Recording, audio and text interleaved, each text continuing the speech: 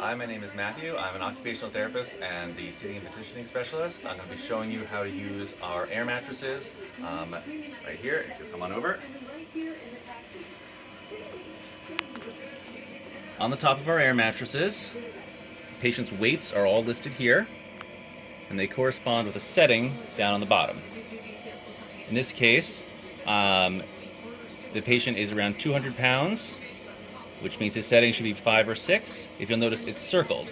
Not every air mattress has one of these, but I've marked as many as I can so that if you can come in and the settings are wrong, it's more obvious to see. On the front of the device, we have the settings here, 5.5 corresponding to the patient's weight. You can make the settings firmer or softer. Partially that is patient's preference, but primarily it has to be based on the weight because the patient has to sink into the mattress.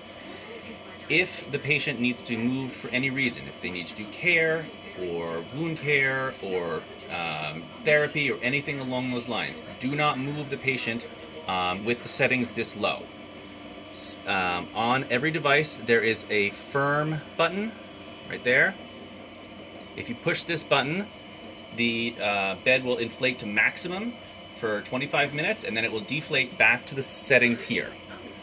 If you do that manually and you forget to turn it back, the bed will stay firm and can cause injury. So please make sure you use the firm button for any care. Don't use these buttons when you're doing care.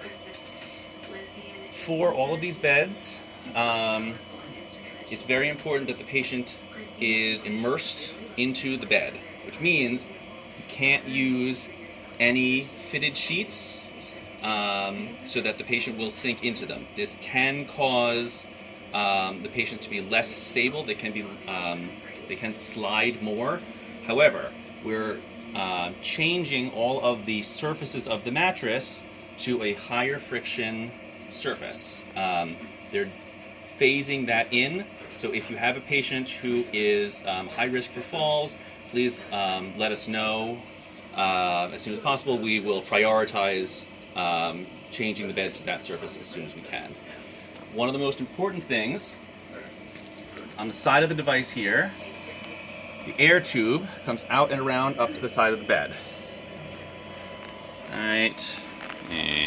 Right there. Comes down, round to the side of the bed. Very important when the bed, let me zoom out. There we go. Very important that when you are raising or lowering the patient's bed, that the tubing is taken out from the side of the bed. This one seems to be tied in place. Out from the side of the bed so it doesn't get crushed. If you hear a hissing or whistling sound, just run your hand along this. You may feel air coming out of it. Let engineering know right away so we can get these the tubing replaced. If you have any questions, please email the rehab department, email Zofia, email myself, Matthew Welt, MSWelt, W-E-L-T, @jewishhome.org, and happy to answer those as soon as possible. Thank you.